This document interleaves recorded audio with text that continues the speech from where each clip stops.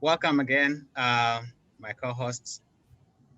This is our 11th episode, and I think we're going to be tackling a very difficult issue today, which is difficult just because it's about mortality, and nobody wants to talk about that. Nobody wants to be in a vulnerable position. And for me, just to contextualize it, I felt like after this year of COVID, and things are just about to get to normal. I got my shots last week. The next one coming next week. People are coming back up. There already been so much suffering, but then as soon as we see the end of the tunnel, we've just been shocked by gun violence again, which seems to see no end in sight.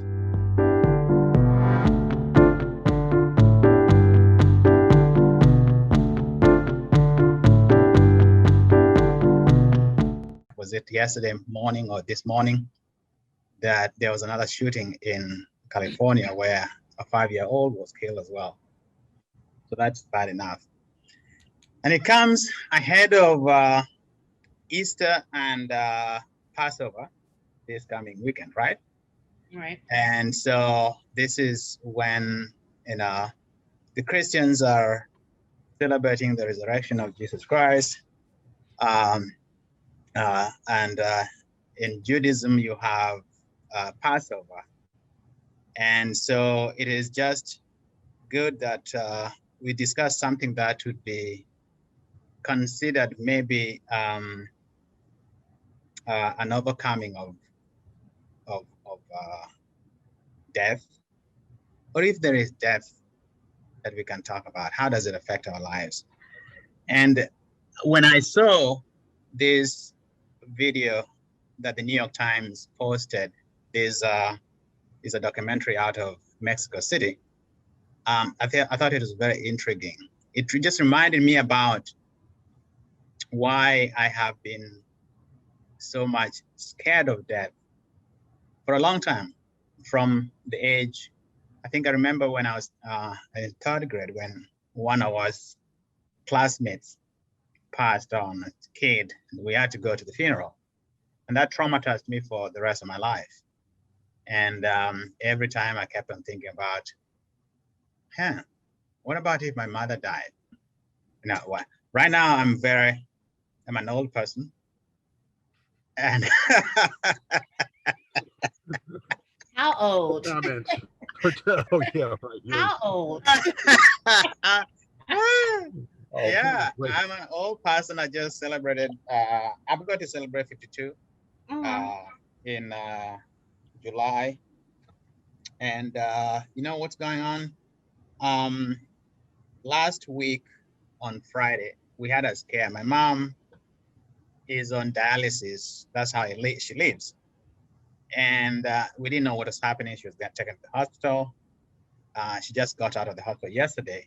And we are saying, thank God that she's out of the hospital, because her dialysis case is kind of bad. So that is the context upon which we are tackling this topic. And I'm just going to throw it out to both of you. It is, you just have to share what you can. What you can't, you don't have to share or thought process or what you think about this. I was reading a book that I'll tell you about soon. It's about writing about death. And so before I can go into all the details, let me let you talk on your own behalf about your experience, your reactions to the documentary, and then we shall discuss some of the other questions that I have that we can. And if you have another question as well, you can also throw it on the floor for both of us, for all of us to tackle. So, Angela, the floor is yours. So I saw the documentary and I thought it was really interesting. Because it started off with the gentleman going back to his experience as a child and how when I believe his grandmother died and he they still had the body was there, and then the cops and everything body came to get the body, and then the fluids and stuff that was still in the house, and he was like, okay, who's gonna come clean up the house? And it got to a point that his parents was like, just stop talking about it, and they just glossed over it. What hit me was the fact that the glossing over part, I think we do that a lot in just humanity. Not necessarily in culture, because I know it's done in Black communities, white communities, Latino. It's just done. Period. The fact that if the adults are unable to deal with the issue, that they just like, okay, I don't want to talk about it anymore. Stop asking me that question. But it was so intriguing for him that he pursued it, and it became his life passion. That he ended up becoming the cleaner of death for the most part. So when we talk about death, I think it's interesting, and I have a question about it in terms of like what brought us to the point that we viewed death as a negative thing. Because just as we celebrate life coming in, and we're bringing in new energy, new spirits, and all of that stuff, there is a opposite to that. You have life leaving. So why is it seen as a bad thing? So my remembrance of death is always, growing up in a Black church, it was a celebration for the most part. And it was, considered a homegoing for the most part. There were, based upon, the lifestyle of the individual, specifically in the church, you either put them in heaven or hell. But for the most part, there was still celebration. There was songs sung, scriptures read, and food. There was always food around it. But for the most part, it was seen kind of like as a celebration event, just like weddings, births, and different things like that. But I think as a whole, culturally, we view death as a negative thing. And I have a question as to why we do that. So that's why we do that. Yeah. Negative thing, because I think somebody said, I should say it, I think this, having read and just listened to a lot of people, I agree with what you say, that death and life are two sides of the coin. It's like black and white. Right. Without black, there is no white. Without white, there's no black. Without death, where is life? And interesting, as I turn to you, Phil, a couple of things that others have said about death. Buddha, for example, has said life begins at death. Of course, that is because they have reincarnation, a perpetual reincarnation. Right. And what did somebody say again? Gabriel Marquez talked about death as being the only important thing that happens in our lifetime. Because when you're dying, you don't come back. And in your lifetime, I think that goes on with what the Buddha says, because in your lifetime, which is a very short period, and then the rest of the time in perpetuity, you're dead. You are dead more time than you are alive. And I'm just trying to get up from you, Phil, how did you react to that guy in Mexico City who is cleaning up after those people have passed? And it's a very interesting thing, because he got this idea from the age of 12. Yeah. And I'm thinking most of that experience I had in third grade has dominated my life all that time about death. The idea that when kids learn that there is something called mortality. So, Phil. Yes, George. I was intrigued also, this man Donovan going around and just professionally cleaning up death sites, sometimes violent. Talking about, I think, this one house that he was cleaning in the film, and they specifically, where the woman, the daughter of the dead woman, said, like, you were so much nicer than the police when they came here. The implication was, I think, that this woman, her mother had died violently. At the same time, what I found interesting thinking about it is that, he comes from a culture, Mexico, where they do have El Dia de los Muertes. They have the Day of the Dead. It's an Oh, official holiday, Yeah. which, wow. and in that sense, I think it's not as bizarre that he would do this job or take this as his life's work than it might be in other cultures. In other words, like, he didn't have to go too far, because this is a culture that already kind of like juxtaposes life and death, and doesn't feel Mhm, like the dead are hidden away somewhere, that they're always with us. mhm, Now, obviously, different cultures see it differently. In my faith tradition, Judaism is on the one hand, I can understand how people might look at it and say that we kind of deny death, because the custom is to bury someone within 48 hours of their death. The most Orthodox Jews forbid autopsies. They feel like the corpse should not be violated. You have to, get the person in the ground, so to speak, as quickly as possible, and nobody else does anything. But that doesn't mean that we're trying to shunt off the dead person, because at the same time, we have a tradition of memory. We have a prayer we say, the Kaddish, at the end of most religious ceremonies and services, which is, specifically about memorializing the dead. We do it every year on Yom Kippur, consider the day of atonement, considered the holiest day in the Jewish calendar. So the idea is, maybe the process of death, in the immediate sense, we don't dwell on too much. Oh, another thing I was going to say is, we don't have open casket funerals. The casket is always mhm. closed.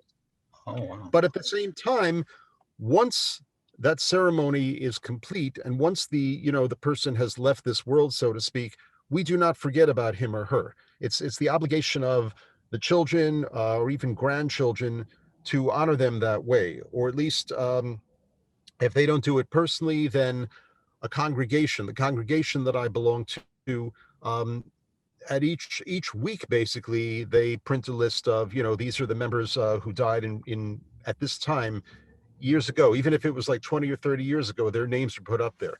So I think that ultimately, it's just it. Every culture looks at it in their own way. I mean, my personal experience has been kind of like I find that I think about it more the older I get. I don't dwell on it, though, because it's kind of like something that I'm not denying, but it's still hard to kind of think of as something that's going to happen to me. I mean, I know that it will, but I find like I don't try to I don't try to dwell on it, I guess, because in some ways it's depressing, and in Yeah. some ways it's like the unknown, really, because I don't know. I don't know if we're reincarnated. I don't know if we're in a heaven or hell or some other place for eternity. If we're there, do we have a chance to see what's happening on Earth? It's kind of like thinking what lies beyond the universe, or thinking about, supposedly the Earth and the universe itself is going to end, and what happens after that, and then what was before the universe. These kind of cosmic questions that I think some people are, it appeals to some people more than others. I guess I'm more of a here and now person in that respect, or that I think back as far as history, but not like beyond history to what was before that, and what was before Earth and sky and all that, because it's kind of like a question that you can't answer. And Mm. so therefore, what is the point in speculating? That's kind of my take. Yeah. What's the point of speculating? What is life without death, and what is death without life? Right. That's a very interesting thing. So you have not thought about your own mortality, Angela? Have you? I mean, you're young, so you have a lot of life ahead of you, and maybe you're not thinking about this. And I don't know why it dominated my life. It dominated my life, I guess, because uh, I kind of I saw kids whose parents passed, and they had to go through that life themselves. And every time I didn't like the way they were going through life, and I didn't want to be in that situation. But now that I am at that age, I begin to think about it, and my way of dealing with it is to find a way so that it doesn't have to dominate my life. And the more I see funerals, the more I get numb to it. Mm-hmm. So do you ever think about your mortality, and is this something you just throw out because it's really, it shouldn't dominate you? Like I think, just like Phil said, the older I get, the more I wouldn't say the more I think about it, it comes to mind more than it used to when I was younger. I was like, I'm gonna live forever. um, but I think, specifically it came to mind more recently with all the COVID stuff. And there were friends and family members that did die with COVID stuff. And, I was actually, my aunt passed away and she was like 90 something years old. So I was like, she had a very full life. So it was time for her to go on wherever she went. But for the most part, I think that I try not to think about it because I want to make sure that where I'm at right now, that I'm living to the fullest and I'm giving every aspect of my life. Because what comes to mind quite often, there's a saying, and I don't know if somebody quoted it or not, but there's a saying that, there's a lot of people in cemeteries that between that moment of birth to death that they did not live. And I want to be able to say, when I do pass away, at that moment that, the people that talk about me and remember me, they're like, no, she lived a very full life. She did X, Y, and Z. So I want to be able to say that during that time from birth to death for me, that I did everything within my power to truly and fully live. So no, I try not to think about that. You're very Epicurean. You remember the Epicurus? Yeah. Yes, which it's a very interesting thing. It talks about you should not fear death because death is nothing to us. We all exist, and in any case, if we don't exist, then there's death. But if death is there, then we are not going to be coming to exist, and that we need to do the best we can and enjoy the life as much as you can, because who wants to choose pain over pleasure? Pleasure is more important.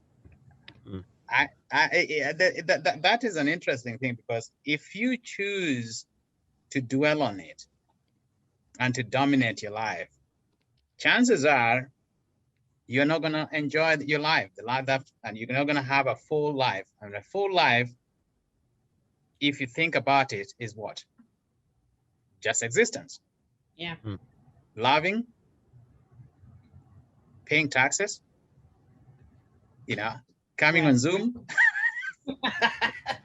I think George, and it's raising kids. Yes. Yeah. No, that's a good point, and I think it's something that I think that occurs to me in terms of like, what if I died tomorrow? Okay, what would I be remembered for? I like to think that my kids would remember me positively. Other friends and relatives that I've been close to. I sometimes get like, my feeling is that, okay, that's all well and good, but I want to have contributed a little more. I sometimes get mad at myself kind of for having wasted a lot of time. I was a very late bloomer in many respects, and I spent a number of years kind of spinning my wheels and kind of lost in my own little fantasy world before I really kind of focused on what I wanted to do. It's like, the things that I'm working on now, the novel that I'm writing. I mean, I want to get that done, and I think that there's a particular motivation, is that I know that I'm not going to live forever, which is something you become aware of, that you don't really, it's not in the forefront of your consciousness as it is when you're in your 20s or so. I mean, if it didn't happen and I was just remembered as a good father and someone who, as you say, paid his taxes, and I think someone who was active in a lot of social movements that tried to bring change here, okay, I can't do anything about that, but I like to have a little more. I think that's another part of our the Jewish tradition, we're not that focused. They're not specific about what happens after death, where you go. They're not saying you don't go anywhere. They're not saying there's nothing, but they don't go into the same detail as some other faiths do, because it's more about what do you do with this life? What do you contribute, to society? How do you behave towards the people closest to you? It's more about kind of like what you do in the here and now, and the only reward they might talk about is how are you remembered. Interesting about that remembrance, because it's about memory. I wanted to ask, because there's this thing in the Black culture about celebrating death in very many different ways. In Judaism, do you celebrate death extravagantly the way we celebrate death extravagantly? Well, I wouldn't call it a celebration exactly, but I'm glad you brought that. You asked me because it's something I forgot to bring up earlier. I think I made it sound like in our culture it just ends with the funeral, and then you say prayers for years afterwards. But there's also a period of mourning. First of all, the first one is called Shiva, and Shiva is supposed to be for about a week, where the family of the deceased sits in their house. And again, if you're very Orthodox, you are not supposed to leave the house at all, and your friends and neighbors are supposed to come around and make sure that you're fed and just look in on you and so forth. There's another extended period called the Shloshim, which lasts for a month, I believe. It might be longer in some, if you're more Orthodox. So there is a sense of it takes longer. You are supposed to register the impact of the person who died to such an extent that you are not supposed to go on with your normal life for a certain period of time, for at least a week, and maybe as much as a month. And I think there are some aspects, again, for the ultra Orthodox, that the full period of mourning goes even longer. Another aspect is that even after you bury the person, the headstone is not put up for a year. And you have a separate ceremony called the unveiling, because literally, if the stone is there, it's been under a curtain. And what they do in the ceremony is the headstone is put in place, the curtain is put on top, and then the family comes around with the rabbi, and then the stone is unveiled. So in all those respects, I mean, no, I would not call it a celebration of death. I would call it a recognition of death, a recognition of loss to the people who were close to the person who died. It's kind of it's a serious thing. I would say, yeah, there's not really anything that I can think of that's really celebratory in that regard. It's kind of like just, okay, we're acknowledging this. This is a sad time. We will go on, but not without this period of kind of thinking about what the person meant to us, and maybe, what we can do to honor their memory. Right. And George, to be honest, within a Black culture, we probably just find anything to dance and party about. So it could be anything. I was going to. All died. We just find a party to have. So I mean, come on now. Yes, I was going back to history, and I know you are a better Christian than I am. First of all, because I think at a certain I can remember this very well in my life. In 2000, I decided to get out of Christianity when I got so disillusioned by a lot of things that Christians were doing. So I went back to start studying about African religious belief systems before Christianity came about. And I could see a lot of the things that today's Black Christians do, which is you celebrate the life of this person. You want to say how good they were and wish them well as they go. And that used to happen a lot in traditional societies, whereby death would be accompanied by dances and eating. There's a lot of food. And these days we're trying to cut down on that because of COVID. COVID has changed a lot of things. Right. But then if you think about why they do that, and you go back to the days of Egypt, ancient Egypt, whereby death defined life. It's what everybody was thinking about. And that's why you lived. The Egyptians, early Egyptians lived for that time they're going to die, so that everything would be memorialized. Memory, you talked about it, but memorialized in art, memorialized in their life on earth will continue even after death, and whatever they had during their lifetime is going to continue. So they're still going to memorialize him and whatever he was doing. If you think about it from that perspective, and you think about it right now, it seems to me that, like Phil was saying, what we're doing as living human beings is we're trying to write our obituaries. We're trying to do things that we will be remembered for when we're gone. Because what we are here to do is to be examples, nothing more, to be examples to others who are coming. So we are basically actors. Everybody who will come after us will read what we have done, will see in what we have done, and we always want to do good. That is perhaps what drives us to doing good, so that we will be good examples, not bad examples. We help each other. We try. Phil is writing a book. I'm trying to write a book, which will be on my epitaph.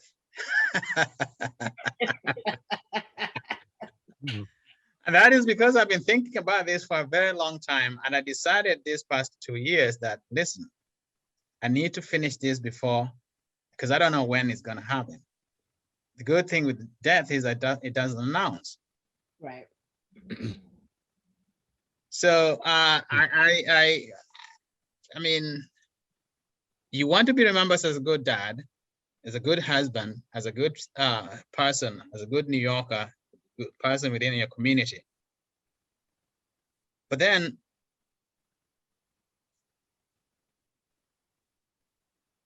how do we, it does not take away from this anxiety that we always feel when we are getting closer to the end, or we know our friends are getting closer to our family members.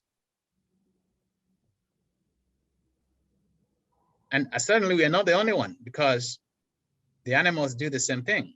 I was in Masai Mara 4 years ago with Cheryl, and the elephants had come back for their memorial a year after the death of one of their own.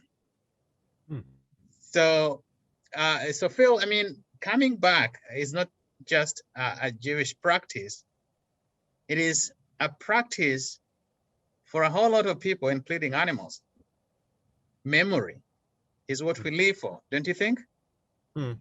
I think there's some truth to that, George. Yeah. I mean, I think also there's the fact that, you often hear the phrase, how will future generations remember us? I think that it's become expanded beyond the individual. And really more and more people now talk about how a whole society is going to be remembered by future generations. And I think that's an outgrowth of the kinds of issues that we're dealing with now that clearly spread across the entire society, the entire country. I mean, obviously, global warming is the best example of that, but I think we can think of other things as well: racism, the income inequality, things like that. And it's because, and also because I think there's this major effort going on now to reevaluate past generations and past societies and the leaders of those societies, the whole push to take down Confederate statues, the whole reevaluation of just about everybody. People who were considered unalloyed heroes of our history, like Lincoln, are still being reevaluated and saying, well, wait a minute, there are this thing, and the other thing, that have to be considered as part of the whole picture. And my impression is that wasn't the case in the past. You had more biographies that were not warts and all, that kind of, I mean, when I was a kid, there was a series of books called Childhood of Famous Americans, and it basically, eliminated the warts entirely. And it included, I remember, a couple of Southern generals, because it was like, there was still the myth in those days. Well, slavery was bad, but they were fighting for states' rights, and Robert E. Lee just didn't want to turn against his state, and that's why he became the Confederate leader, blah, blah, blah. And you wouldn't see that today, obviously. So I think that because of that, I think there's more nuanced awareness of past generations and past societies. We're therefore more focused on our own society and how we're going to remember it. Now, obviously, people are going to look back and say, how the hell could they be thinking? How could they do this? How could they practice that? It's going to happen one way or another. But I do think that today's society, at least in this country, and maybe in much of Western society, is a lot more aware of that than might have been the case in the past. And that is good, isn't it so? Because this is where we understand now that death is not necessarily bad. Yeah, I mean, from a very micropic point of view, you can think, it's bad but you're only thinking about today. Because if you look at it from a more long-term point of view, you realize that because of that, we realize that we are going to be dead for a long time, and we want to be remembered for the good that we did. And this is the reason why even those generals, there's this rewriting of history, because we want to make sure that when they were here, they did good. They didn't do wrong things. And these, for us who are still alive, take note of that, and it allows us an opportunity to correct the wrongs that we might have done. And so there is the dichotomy between death and life and death. But what it tells us is that we are, if God created us, He created us for purposes of good, not for ill purposes.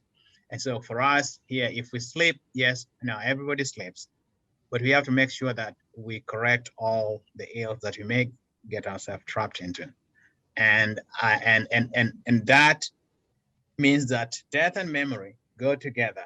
Memory is supposed to remind us of what it is that our job when we're alive is. And that is what we are concerned about, our lives when we are alive, because we have no control about our deaths. And when we think about it, we realize that we are very much, we can't do anything about it. We are mortal beings. So, which brings us to this question, should we fear death? Should we fear death? Because it's something that will come to your loved one, whether you like it or not. Perhaps the only constant thing. How do we cope with it? I think that's an interesting question that I've heard before, but I think it's interesting because the way that we are taught now, I'll speak more so for myself, growing up in religious perspectives, societies and stuff like that, you're taught about heaven and hell, and if you live right, you're going to go to heaven, X, Y, and Z. But ultimately, I think that you really shouldn't fear death, because inevitably it's going to happen. And I think that there's a certain part of life, and as you were talking, a question that came to mind was, when we have moments of deja vu, and you're like, okay, so we have this moment of deja vu. Is it at that moment that I've lived this life before, but I'm remembering this exact moment that I need to go and do something differently than what I did before? So I think that for me, there shouldn't be fear towards death, because it's inevitably going to happen regardless. What happens after death is not of my concern right here and right now, because I think that in death that you're at another realm or level of life or existence that is not making notion or making note to where we are right now. So I'm living life to the fullest right now. And when death happens, when it comes, I'll live life to the fullest of death in that moment. when it happens. So I But look at it differently don't than you what I think? Don't you think that that's interesting? Don't you think also that because of these concepts of heaven and earth, and because of the culturalization that we've had with uh, not just Christianity, but every religion has this concept: you do good, good will happen to you after you're dead. That because of that, you do not want to fall into this other purgatory, because that helps define your life as you live, because you don't want in your death to be in purgatory. You want to be in heaven. right. And so even as you live your life to the fullest, you are you are kind of prescribed. You do not want to do bad things, because you know the judgment. You know that you're going to go to purgatory, and you don't want purgatory. It man, I guess when Rousseau talked about man, he probably meant, he didn't mean man and woman, but that is what it is. Right. Man, though born free, is everywhere in chains. That we are always trying to live in the future. That is Rocco saying. We are always trying to live in the future, but that future defines what we do, the good we do, and the bad that we do as we live. It's a matter of kind of I was going to say thinking about the future in terms of coming back to what I said before, I guess. I mean, not simply uh, how the closest people to us remember us, but how Mhm. our society is remembered. I mean, I think in terms of, I think, when you have children, it really does kind of broaden your perspective in that way. I mean, as I said, I was always kind of in the various causes that I was active for, I was thinking about like both the current society and the future society, but it really becomes more crystallized when you have kids who are going to live in the world after you're gone, Mhm. and you want to think not only that you did a good job for them, I mean, I like to think that I'm doing a better job than my parents did. And I have the benefit of more insights about childhood development and that kind of thing. And I've made mistakes, and they're going to be things that they may be pissed off and on the psychiatrist's couch about for years to come. But I like to think that I've maintained a better relationship with them and will continue to. But it's something I have to keep working on. But at the same time, yeah, I'm aware of like what did I do to make the world a better place. And it's hard. I mean, people have jobs, people have day-to-day activities that preclude them. Nobody can be, an activist 24/7 unless they're being paid for it or unless they're independently wealthy.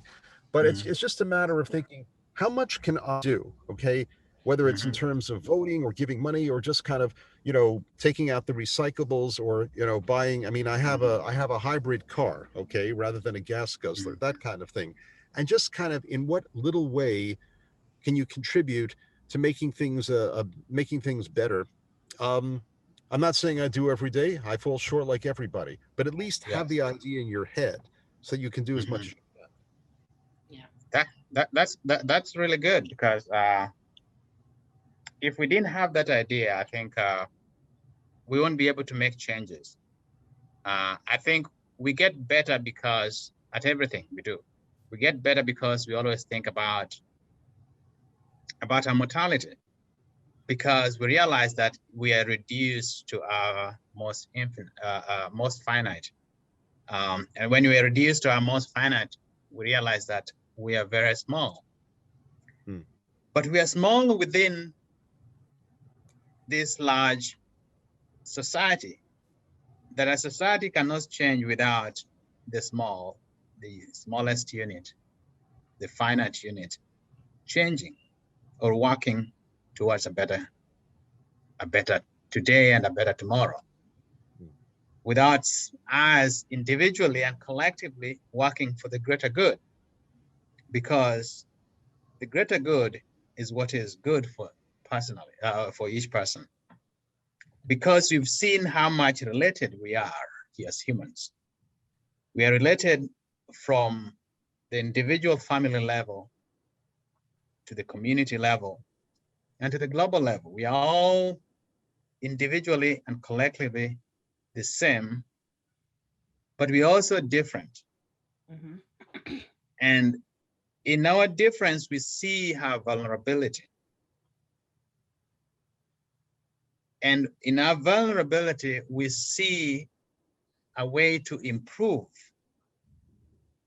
And in that improvement, the society goes better, becomes better. How have you undergone this change the first time you discovered your mortality? Did it just come as about, well, I'll get there when I get there. When you realize that you are, at least one day you won't be there. And so you realize you have a limited time. It's gonna be about 80 years if you're long. It might be even, a couple of years. So you have limited time to make a change.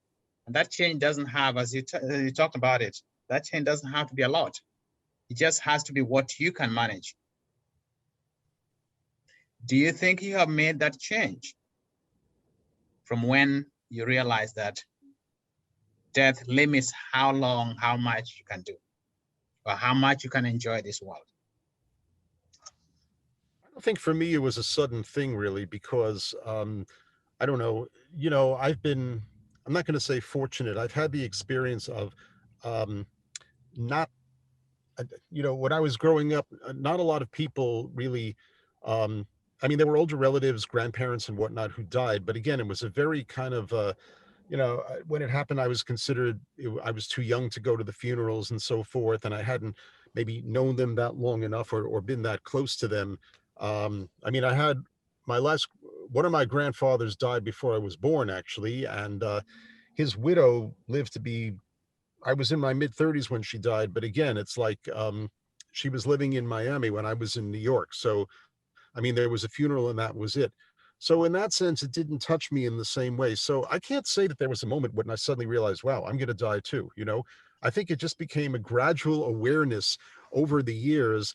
And with that came the sense of, okay, what am I going to do while I'm here? George, you said something before about God has put us here to, I think, to do good or something, but it's not really, at least what I'm familiar with. The line from, I think it's Deuteronomy, where God is talking to Moses and the Israelites, or Moses is talking to them, and relaying what God has said to him. And there's that line, see, I've set before you this day life and death, good and evil. Therefore choose life. And that's really that's a powerful thing. We have free will. We can decide. We're not just objects that to be manipulated. We can decide what we want to do with our lives. And I think that's really what it comes down to. We can make these choices, and every day, I think, or very often, we're faced with these choices, and we have to decide. Yeah. What do you think, Angela? God has put it us in this world. Choose life. What does life mean? I think that comes down to a personal thing. I was actually talking to a colleague this morning about that in terms of looking at past generations and how they chose to live. And I was even reading some stuff, with regards to my research and how women back in the 20s, 30s, and 40s and stuff, how they were positioned or set up to think that, I'm supposed to get married, I'm supposed to have children, and that's my life. And how by the time that they came to where the point where their children were leaving to go on to college or whatever have you, they were feeling incomplete, like, okay, what is next for me? And because they didn't have a career and they relied so much on their husbands careers and stuff like that, they felt unfulfilled. So I think it comes to an individual understanding for what life and the completion of life is for you. Because I know that I look personally at my mom and my grandmother that I was able to spend some time with, the summers and stuff like that, and what they, based upon their generations, what was allowed for them. And I always kept in the back of my mind, I want more than that. And how they themselves positioned me and my siblings to be like, okay, yes, you have this, but always strive for more, strive for better. So for me as an individual, I'm really, really aware of how I live life, the choices I make, and living it to the fullness, because I never want, said in my life that I should have did X, Y, and Z, or I have regrets. Yeah. One of my a good friend of mine always told me that basically life is living about not having regrets, living life to that moment where you like, I did everything that was on my list that I wanted to do, and I enjoyed it, whether good, bad, or whatever. I live life to the fullest. So that's how I view life. And the purpose that I was, put here on earth to do. So yeah. That's good. You talked about fulfillment. I agree with you on that. I really think to live an unfulfilled life is a tragedy, and to live a regretful life is. I'm terrible with regrets, because uh, I'm very introspective. I go back and think about every morning. At night, I go back and say, the entire day, what did I do? And I'm not even religious, or I'm not one of those like my brother who is like an evangelical. Right. I'm just thinking about, as a human being, what is it that I did that I'm regretting about? I did something bad to somebody else. I denied somebody a chance to get something, and I have to regret that. And to live a fulfilled life in my way is to do good with the little that you have. It is interesting that a couple of years ago, 2-3 years ago, I went back home and I went to see my mom. And yeah, she was sick at the time as well. But I went to see my grandma. It was her birthday. It was 101. Right now she's 104. Wow. And the thing that she told me is that, I want you to write a book about me. So in her little way, she's also thinking about memory. How is she going to be remembered? She never went to school, but she still thinks that somebody has to write a book about her. She has some stories to tell. Yeah, well, sure. She does. And I know that, when I was young, when I was living, I lived with her. I kind of went, I visited with her a couple of times, and it was a very hard time to be with her, my grandma, because she was a Christian, such a bad Christian, in the sense that every 5 a.m. she is waking up to pray, and to pray aloud. And I couldn't sleep. No.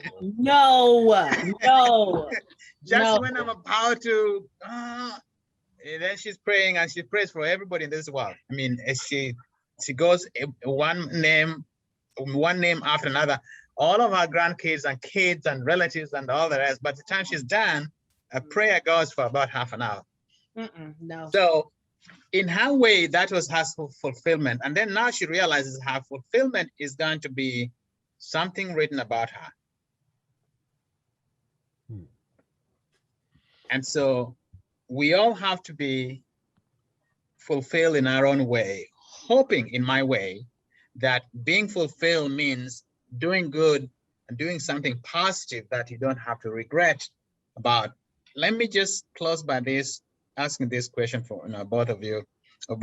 If you had one thing to do before you expire, what would it be?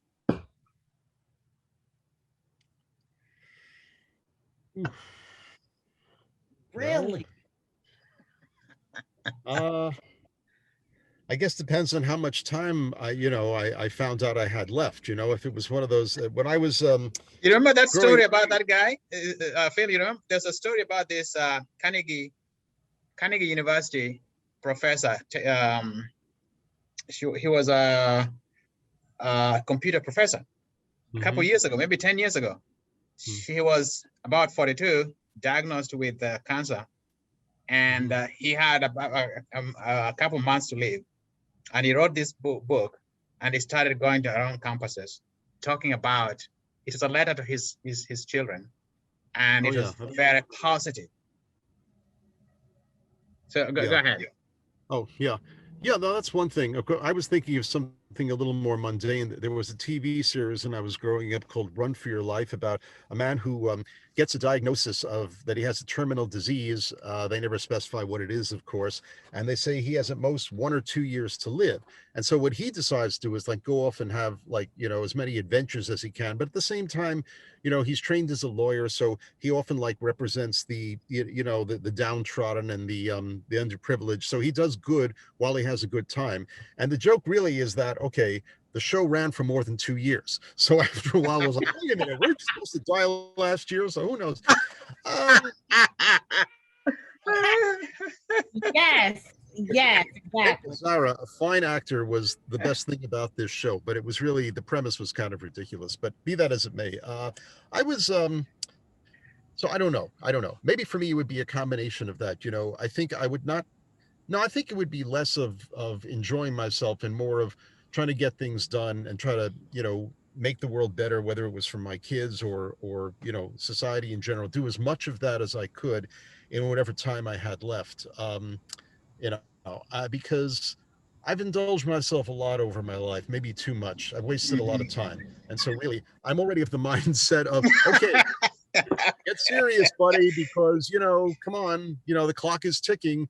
And I think that feeling would just be intensified if somebody gave me a due date, That's what I like William Faulkner said, get ready to be dead for a long time. I have my personal little mantra is you can't cheat the calendar or the clock. Because it's true. Oh my God. Yeah. Oh, that's an interesting question. I think, and the first thing that came to mind was skydiving. Like, skydiving. That was like, I should just do that. And I don't know why that came to mind, but I'm thinking about the movie. I think it was Jack Nicholson and Morgan Freeman. They had the bucket list. The bucket list, yes.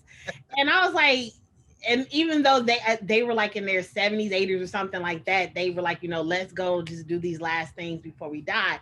And I think for me, because I've had the non-traditional setup where I haven't had kids, didn't get married or anything like that, and I've lived and I've traveled and did things that I wanted to do and things that I was passionate about.